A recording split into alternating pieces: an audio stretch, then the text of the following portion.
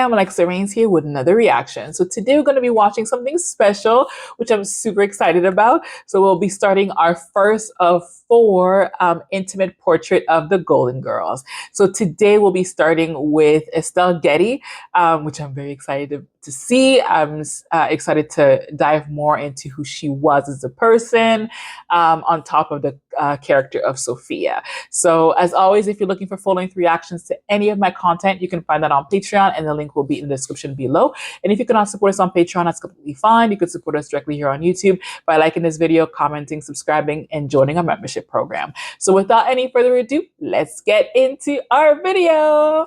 Okay. Morning, Sophia. What are you doing? Yay! I'm levitating, Rose. Get lost. In the 1980s, millions of people made an appointment to stay home Saturday nights and spend it with Estelle Getty. Yes. So depressed. She's one of the reasons for the success of the show with young people. I think they get such a kick out of little Estelle telling Big B off and knuckles under her and everything. I think that's part of the success. After a 40-year career in show business, she finally became one of television's hottest stars. The kids adored her. Everybody adored her. Growing up in New York City, Estelle dreamed of Broadway stardom. It wasn't the most respectful thing to do on the Lower East Side. Gangsters were welcome, actors were not. But it took 20 years on stage before the right part came along. I knew that if I put the right lines in her mouth, she could rip their hearts out. The Broadway success was tempered by the prolonged and painful deaths of family and friends. She embraced the gay community and people with AIDS in a way that, at the time, few celebrities chose to do. Now, an elusive disease has diminished her ability to enjoy her professional triumphs. We have attempted to treat Estelle with various medications that are used to treat Parkinson's disease. I was always very movable and active and going and coming and doing. And to lose any part of my freedom so late in life is almost devastating. But Estelle still finds her rewards through the smiles on the faces of her countless fans. When people see me on the street, the first question they ask me is, "How's the old lady? How's Sophia? Oh, she was my favorite." I'm Valerie Harper, and this is an intimate portrait of my friend, Golden Girl Estelle Getty. Damn it, they're gonna make me cry, aren't they? Shit. I'm trying not to cry. I didn't think I was gonna get emotional.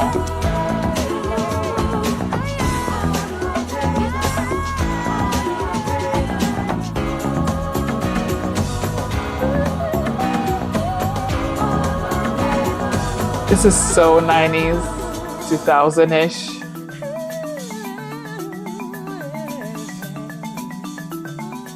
Hi, Ma, where you going? Down to the boardwalk. I like to sit and watch the old guys rearrange themselves when they come out of the war. She's feisty, quick-witted, and always sharp with a comeback.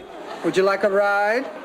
No, I want to do cartwheels for 6 miles. Get your keys, let's roll. Estelle Getty shares many of the same traits with her famous character, Sophia Petrillo, from the popular television comedy, The Golden Girls. But Estelle is more than just a source of one-liners.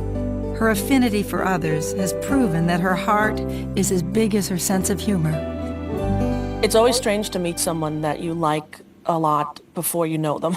You know, somebody like Estelle, who I admired her work for so long, and then to get to know her and to have her personality and her heart far exceed your expectation is very fulfilling, because oftentimes in show business, the opposite is true.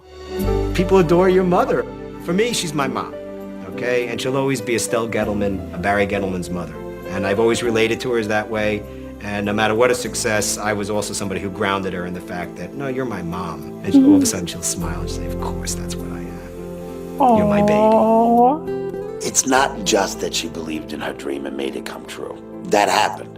That she had her marriage, raised her children, and then was able to take this dream that had been sitting in the drawer, and it was finally time for Estelle to have her dream. And to have that dream, and so much bigger than she could have ever dreamed that dream could be. On July 25, 1923, the Lower East Side of Manhattan was abuzz with hundreds of thousands of new immigrants from all over Europe. And on that day, Sarah and Charles Schur, both Jewish immigrants from Poland, celebrated the birth of their new baby girl, Estelle. She was born at home, and they called her Estelle. At that time, I couldn't pronounce her name. I called her Etty, and to this day, I still introduce her as Etty. The building the Schur family lived in served two purposes.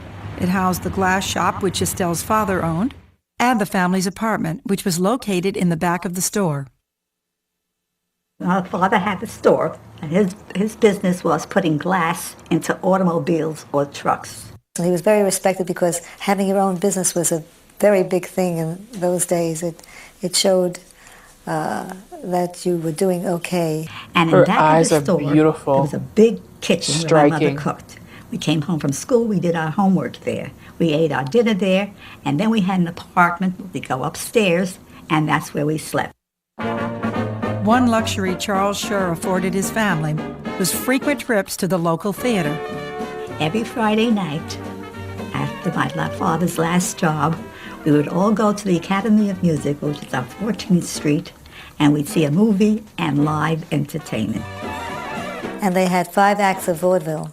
That meant a singer, a dancer, a skating star, anything that would take somebody's mind off his trouble. I saw all these wonderful people coming out and singing and dancing and doing all of these things, and I thought, that's it.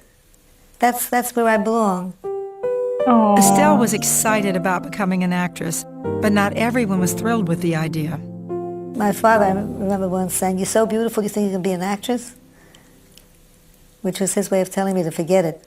She never thought she was pretty, and she decided that she better be funny so that she could get friends and be on the winning team.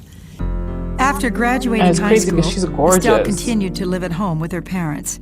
She was expected to find a job, but she had a burning desire to be an actress. Well, people used to ask my parents, "So what's going to be with her?" And my father said, it's a phase she's going through. She'll be all right. They were a little bit nervous about that. It wasn't the most respectful thing to do on the Lower East Side.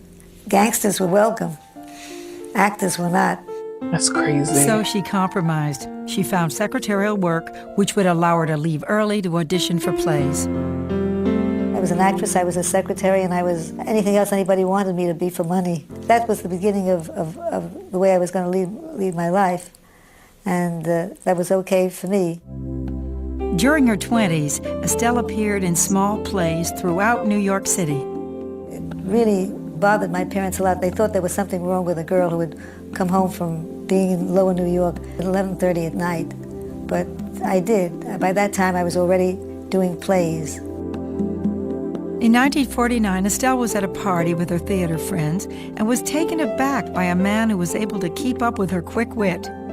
He was Arthur Gettleman. I walked over to him when I was introduced, and he said, "Hello, would you marry me?" And I said, "I'll call up my beautician and I'll be right out." And we laughed, and actually we got married 9 months later. Aww. As my father tells it, he was a shy fellow, and it was in his interest to marry somebody who was very outgoing and very social, and my mother fit the bill. Estelle and Arthur settled in the Bronx, and Arthur went into business with her father at the glass shop. Soon after, the young couple had their first child, Carl. The Bronx apartment was getting too crowded for the growing family. 2 years later, after Estelle had their second boy, Barry, the Gettlemans decided to move to Queens. Well, we grew up in a place called Bell Park Gardens, and it was a real community. It was actually a cooperative that had been built for Jewish war veterans, primarily of the Second World War. Bell Park Gardens, I believe, was uniquely liberal. The constituency was such that their politics leaned in that area. We used to have a sign on our window that said, "Peace is the only solution." Estelle kept a frantic schedule and was intent on having it all. My family, I would say, was atypical in that my mother worked, which was pretty much unknown at that time. And she was a whirling dervish. She got up in the morning, she got us prepared for school, then she headed into the city. She would have her job, and then at her lunch hour, she would go out and do open auditions, run back to work. I'd come home at 3 o'clock in the afternoon, when my little guy came home from school. And then I made and served supper about 6 o'clock in the evening. And then I put out all night clothes, things to go to bed with. And somebody said to me, "Do you realize you're working 4 jobs?" But I didn't really notice it at all. And it was worth it. Oh, she's such Now, a good as woman. kids growing up, we didn't realize exactly what a level of effort that took. In retrospect, it was incredible what she was doing. Insanely incredible. Nevertheless, Estelle continued to find her way onto the stage. Mom was always an actress. It was something we grew up with, and we were all aware of the fact that she was an actress. I felt like I had found a treasure, the treasure being the theater. Coming up on Intimate Portrait, Estelle meets a man who would make her a Broadway star. I said to myself, I'm stuck writing a 3rd play anyway. Why not have a mother? And later, intense stage fright almost derails Estelle's golden opportunity. I was so terrified that I'm going to freeze in this spot and not be able to move. It was the mid-60s. Estelle was working as a secretary by day, acting in the local theater at night, and raising 2 boys with her husband, Arthur. But she would still find the time to see the latest movies and plays with her close group of friends. We did go to the Broadway theater with her, or to off-Broadway with her. We would turn to Estelle and say, "Are we enjoying this? Is this a good play? Are we having a good time?" She had to dictate whether we liked something or didn't like something. Estelle was our mentor, our star, all the time. Estelle and her friends were more than just casual theater goers. They counseled each other on husbands, children, and on life's challenges. They shared tears, laughter, and food at a table in the local diner. She was always the focus of attention, even long before success. She was always the person who did a lot of the organizing, wanted to get people together, and Jewish people focus a lot of their social activities around eating, so the diner became the place. Being with women with whom I was attached by an invisible thread, all of us were. We all came from different places and lived in different circumstances, but we felt totally relaxed, and we had such fun, and Estelle was frequently the crux of all of it. We would hurriedly leave dinner for our spouses, our children, and rush to the diner. And at the diner, we had our favorite booth, and that's where we did our thing. We all sit there and talk. And all her friends were quite educated people, and people that read. We all sat together and told stories about our husbands and about our families, and laughed and laughed and laughed, and frequently they were stories that Estelle had told dozens of times, but they were still funny when she told them again. At the end of the meal, when we got the check, she would ask, "Tax, who had tax?" It was 1976. Her children were grown, and Estelle had more time to study acting. Sometimes her own family provided the lessons. Sometimes I feel like a lot of my life was a scene study for Estelle Getty. You know? Sometimes you'd think there had been a big scene being built up there, and you wondered, how much of this is just your normal family interaction, and how much of this is a play that somebody's writing. Though Estelle had pursued her career with dauntless fervor, spending over 20 years performing in small plays even made her question why she should continue. I felt like giving up because I didn't want to make myself any more unhappy than I had to be. And I thought, well, so few people do make it. I don't care whether I make it. I just want to be there. She continued to show up at the theater just for the love of acting, but stardom was about to find her anyway. She met a young playwright and was so impressed with his work that she asked if he would write a part for her in his next play. The young playwright, Harvey Firestein, wrote a part inspired by both Estelle and his own mother. Aww. I knew that if I put the right lines in her mouth, she could rip their hearts out. I read the play, and I was smitten with it.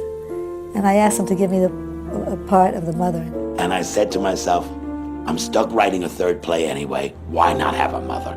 And I went home and I wrote the 3rd act of Tort's song, which is called Widows and Children First, with Estelle in mind. Not only did Estelle play the part of the mother, Mrs. Beckoff, on stage, but she became a surrogate mom to all the other actors. Aww. She was the only one in the cast that had a job. She was still his secretary at that time. And she was the only one in the cast that could afford to buy dinner. She was the only one that had a car. She was the only one who had her home. She's the only one who had a real life. The rest of us were sort of vagabonds. So Estelle was like, and it wasn't just an age thing, Estelle was like a grown-up to us. So we had to listen to her. Torch Song Trilogy dealt with a wide range of highly controversial issues for the 70s, such as homosexuality, AIDS, and cross-dressing. Estelle was not fazed in the least by its subject matter and was very proud to be associated with the show. She loved the theater, and she loved experimental theater, and she hung out at La Mama. And at La Mama, there was drag queens and, you know, and all that kind of stuff. And I think that she didn't have a problem with it. And I think that Arthur did whatever he was told by Estelle. And, you know, and Barry, and they, you know, that's who their mother was. Mom says, let me take you backstage to meet Harvey. And I walk backstage, and there's this 6-foot, you know, 300-pound drag queen shaving his legs and putting mascara on, and I was just taken aback, to say the least. The play quickly moved from the La Mama Experimental Theater on the Lower West Side of New York City to an off-Broadway theater in Greenwich Village called the Glines. But it didn't last long there either.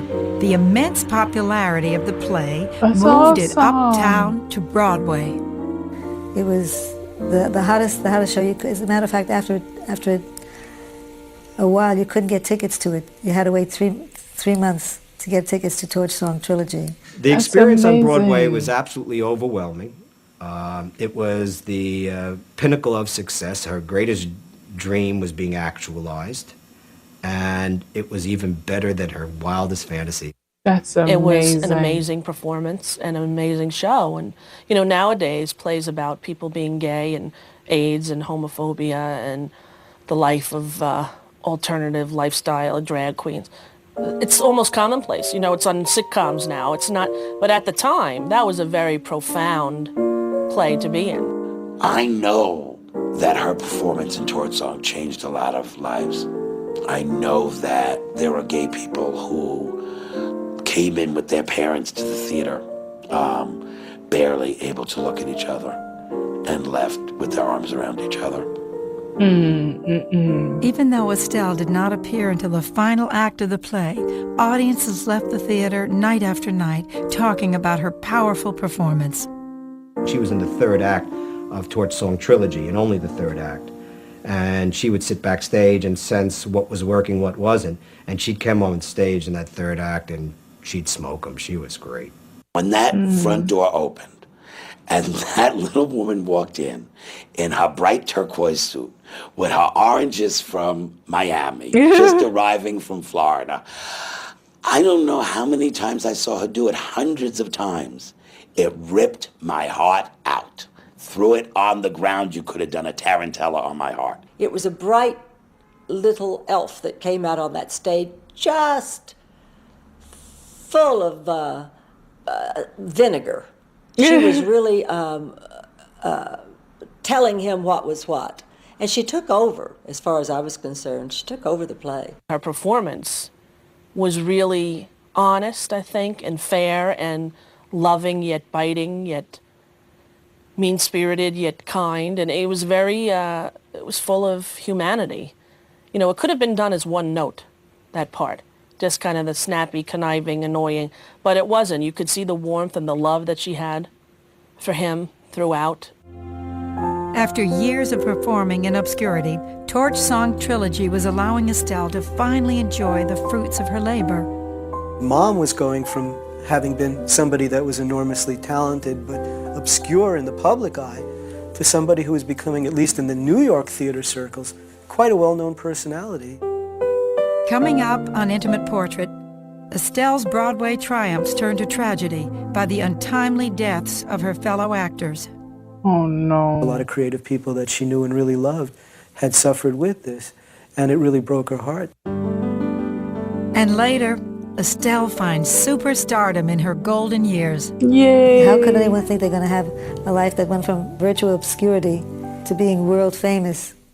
For real, world famous. It was the early 80s, And for the first time in her life, Estelle was able to give up her day job and make a living as an actress.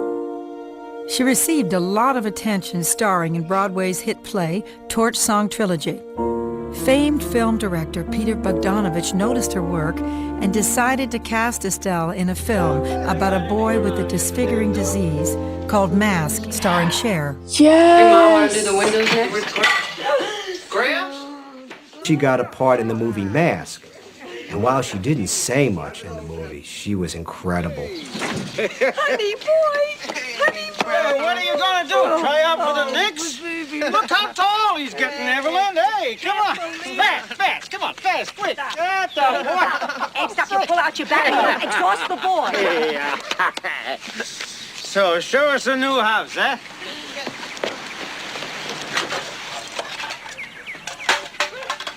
Abe, don't start anything. Yeah. You promised, Abe. All right. She decided that she was no longer just a mother and a wife. She was becoming a whole person all by herself. Aww. And she was able to do things that she could never have conceived she could do before. Arthur and Estelle's marriage began to change with Estelle's newfound success. Mom was a lot more nocturnal. Dad liked to be in bed by 8 o'clock, so they were really working at different shifts. I'd say that after a while they started living in shifts. Dad going to work, doing his thing, coming home, crashing out, Mom putting dinner on the table and then taking off and living this whole second life. I think Estelle Getty was dying to get out of Estelle Gettelman. Estelle's Broadway career was thriving. She was the toast of the town and performed to packed houses night after night. It all seemed like a dream to her, but what made her wake up was the disease that began to claim the lives of her fellow actors. Our pianist started coming in with these articles about something called the gay cancer. Court started getting rashes and low-grade fevers and night sweats, and we never put the two things together, but we all kept laughing at him that he was the worst hypochondriac any of us had ever seen. He said to me, look at my arm. I said, what's the matter with it? He said, well, look at it. I said, yeah. He said, look at those things on there. I get more each morning when I wake up. And I said, oh, don't be such a crybaby. It's nothing. I'm sure it's okay. Estelle began to bring in chicken soup and brisket and chickens. And she was cooking for Court because home-cooked food would cure whatever was wrong with him. Eventually, Court became very ill. They wouldn't let us into the hospital, first of all. And second of all, we got permission from somebody downstairs to go up and see him. And we got upstairs, and the nurse there said, all right, you people, stand back. We had to wear masks and gloves and cover ourselves, and nurses wouldn't go near AIDS patients. And the horror of the first years of AIDS is something that no generation should ever have to go through. She saw a lot of people going through the whole agony of getting sick, and so she became pretty concerned about this. A lot of creative people that she knew and really loved had suffered with this, and it really broke her heart. She embraced the gay community and people with AIDS in a way that, at the time, few celebrities chose to do. Estelle lost a lot of her friends, including her nephew, to AIDS.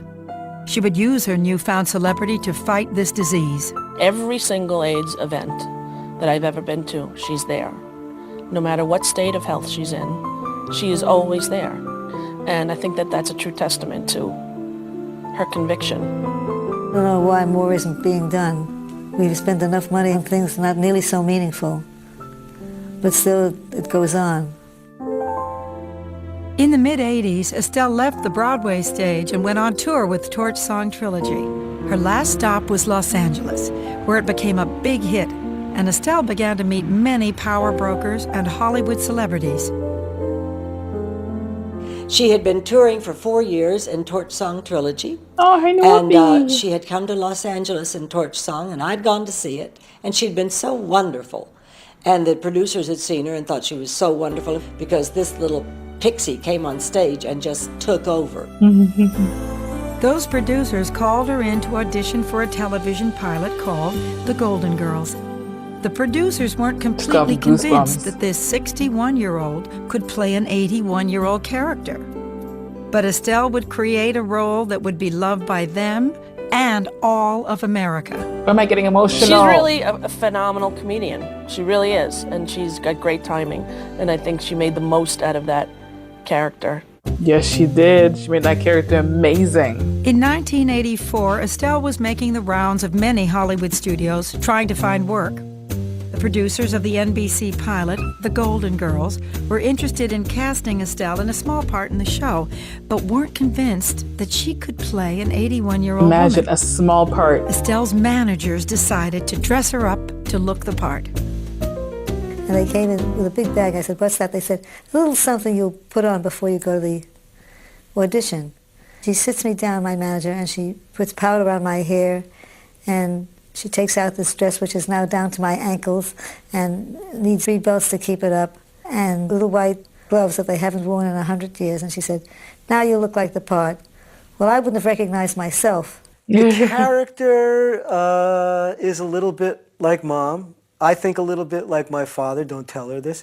A little bit like some old Italian ladies that we knew. And it was a composite of a lot of people. Mom was a student of human nature, and to this day, she watches people and watches mannerisms, and she remembers them. She uses it. It's all material for her. Estelle was cast in the role of Sophia Petrillo in NBC's pilot of The Golden Girls. Yes! She walked onto the set starstruck because she would be working with television luminaries Rue McClanahan, Betty White, and B. Arthur. So there I was going to be Arthur's dressing room. I couldn't believe it. I stood back a little and I said, this was the week that I turned on television, and believe it or not, you know what was on? Name. And she turned to me and she said, "Please." There has never been, prior to the show, any kind of a mother-daughter relationship like we had, which was really hysterical. I mean, the love-hate, and of course the difference in size, the whole thing. I mean, it was absolutely made in heaven. I don't think, at that early point, I don't think she was intended to be in every show. Well, of course, she walked in, did her thing, and she was ours from then on. So it was a wonderful foursome. Estelle's transition into television was exciting, but it was a very difficult experience for her since she'd never worked on a television series before. I was always telling Estelle, now you'll get the hang of this, believe me, you will catch on to how this is done. It's very similar to acting. It feels like acting, except that the timing is just one beat off because you have to wait for that camera to get to you. And Estelle was just there frozen. You thought she's never going to be able to take a step out on that stage. I was so terrified that I'm going to freeze in this spot and not be able to move. And yet my mouth was going. Terrifying experience, because you know that there are several million people watching you. I can't believe this. You rented a dirty movie? Dirty is in the eye of the beholder. Okay, maybe that's a little dirty.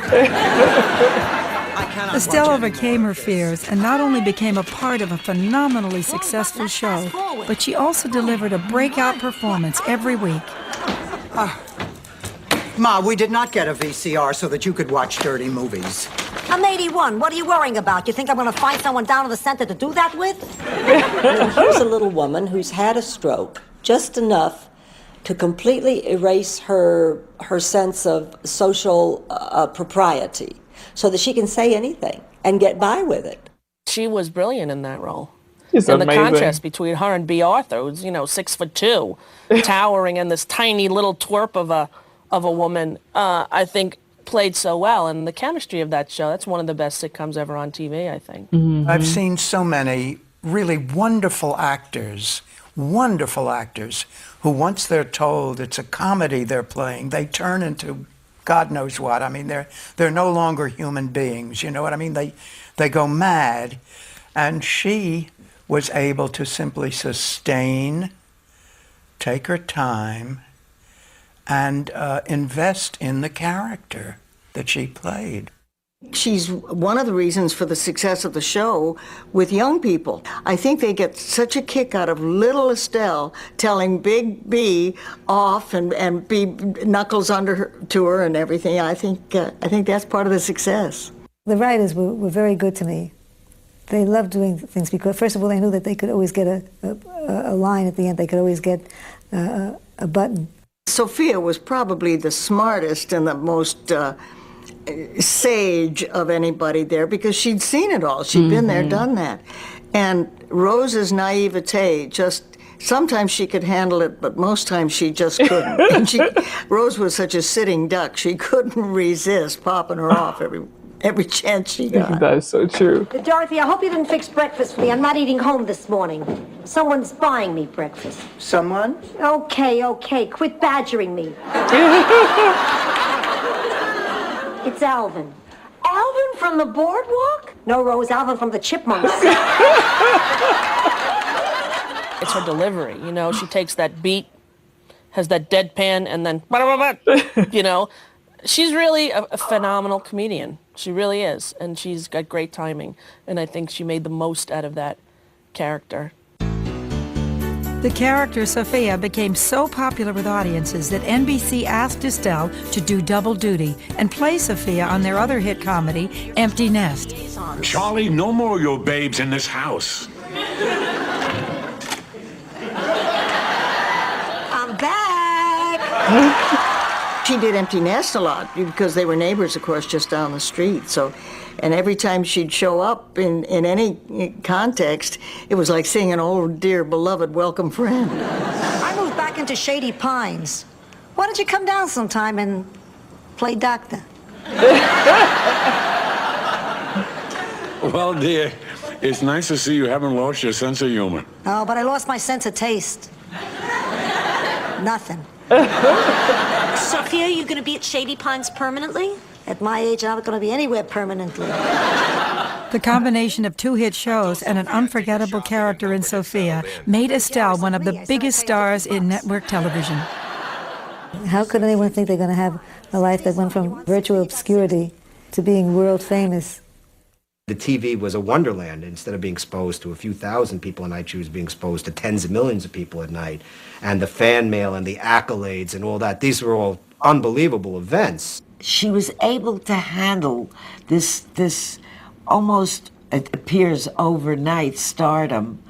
I mean, discounting the years and years and years of auditioning and trying. We went to see a movie together, and it was so funny to walk through the Beverly Center with all these people. You know, normally I walk through the Beverly Center and it's, hey, Rosie, hey, Rosie, hey, Rosie. I walk through and everyone's like, Estelle, Sophia, Estelle, you know. Aww. During the late 80s, Estelle as Sophia Petrillo was recognized by more people than any other celebrity on TV.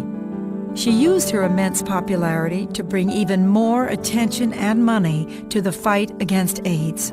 She's amazing. Her main focus was raising funds for AIDS, and the main reason for that is she's incredibly popular in the gay community, stemming from her work in Torch Song Trilogy.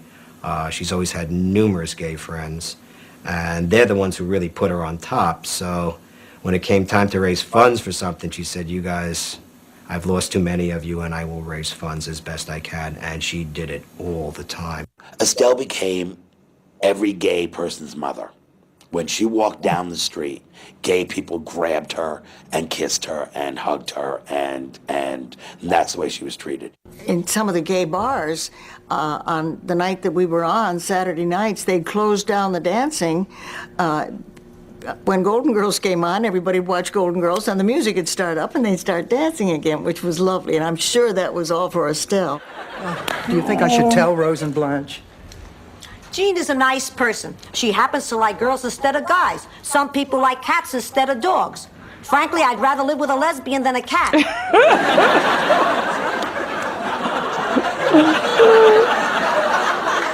Unless a lesbian sheds, that I don't know. With stardom, Estelle's life changed rapidly.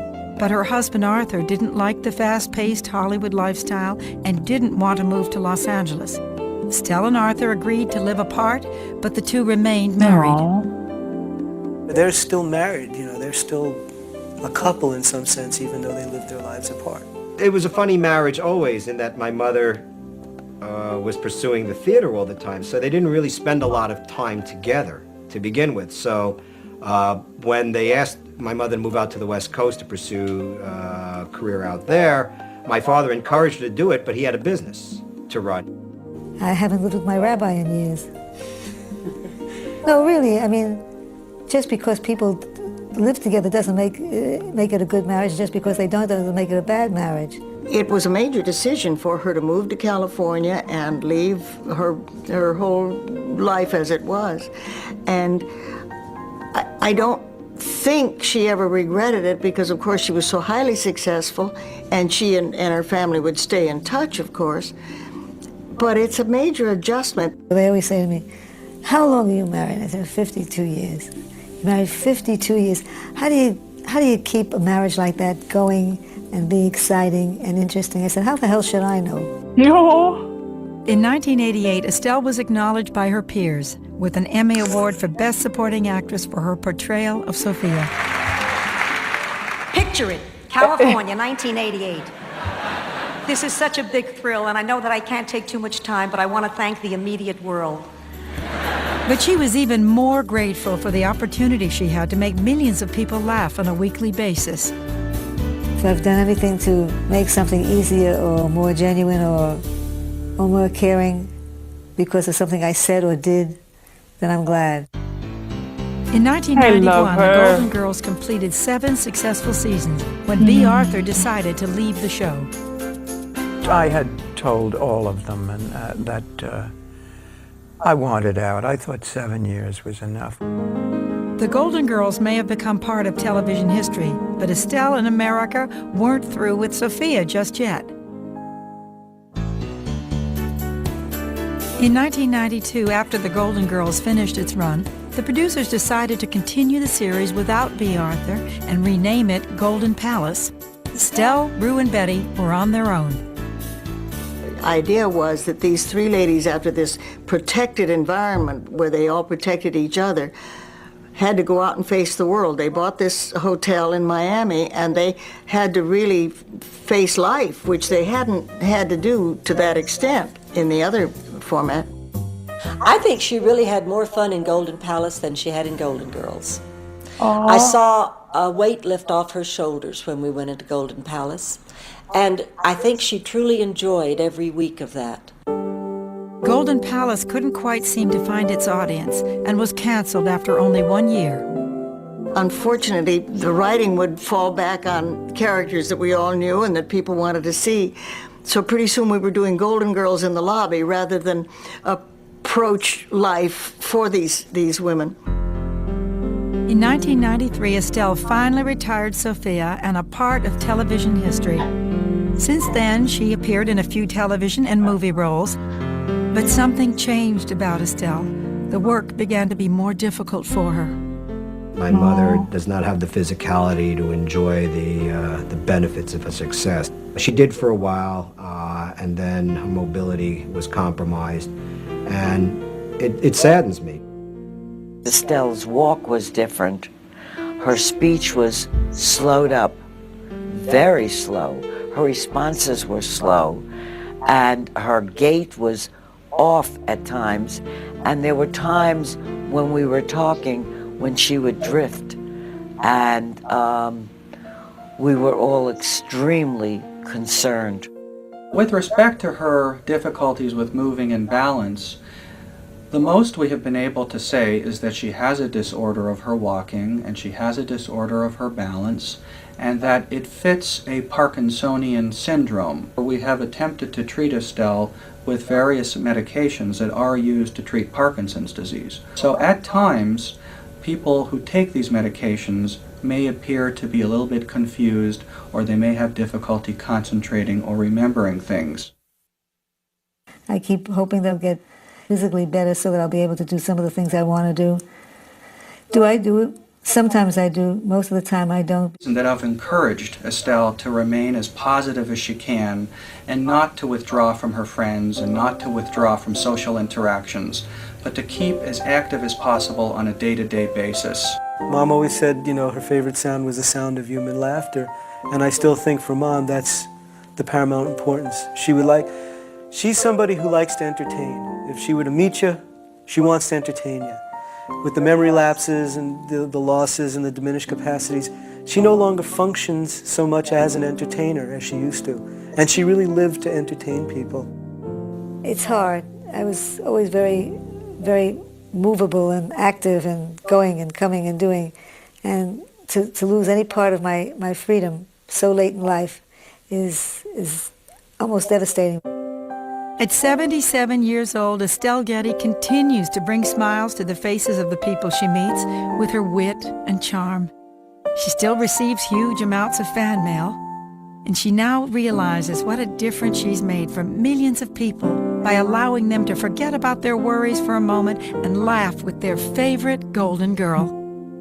There's people whose whole day revolves around seeing Golden Girls, and the high point of their day is seeing Estelle Getty, peeling off one-liners in Golden Girls. And I think Mom wants to let those fans know that, she appreciates, that and is glad that she was able to bring some joy and some happiness and certainly laughter into people's life. What greater gift in life than to make people smile for a living? That's great. You take the pressures off them. For a half hour, they get to laugh, and they feel so much better about life. And that's what almost everybody has expressed to me. Your mother has brought great joy to my life. I just miss working with her. I don't think there'll ever be another relationship I have that will be quite as fulfilling as that. I must tell you, when people see me on the street, the first question they ask me is, how's the old lady? How's Sophia? Oh, she was my favorite. And I always say, wait a minute. You're talking to me and she's your favorite. But I have to admit, she was my favorite too. Aww. So I think that's what she'll remain. I think she'll remain people's favorite. Yeah, she's definitely one of my favorites. There have been many women in my life, older women, who look at me and see a motherless kid, and as a vulnerability to me, I think that maybe is not shown on my show or is not shown in the New York Tough Bravado, but that older women, mothers, can see. And so I think for her, I'm the daughter that she didn't have, and for me, she's the mom that I didn't have. And it's a nice match. I've always wanted to make people laugh, and that's all I've ever directed my life towards, is making people laugh.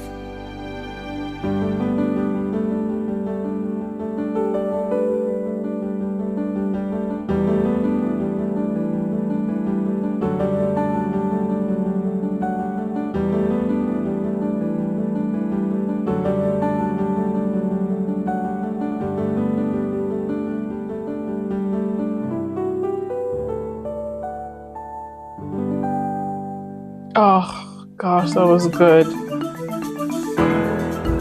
Oh.